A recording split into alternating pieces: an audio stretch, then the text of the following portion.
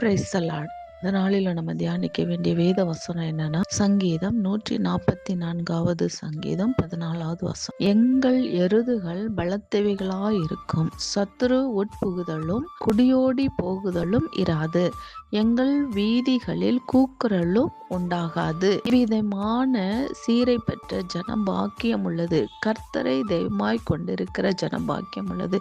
அன்றோட வேத வசனத்தை பாருங்க. எருதுகள் பலத்தவைகளா இருக்குமா. நம்மளுடைய வீட்டில் இருக்கிற குமாரரும் குமாரத்திகளும் அவர்கள் பலம் உள்ளவர்களாக இருப்பார்கள். சத்ரு அவர்களுக்குள்ள குடி போகாது.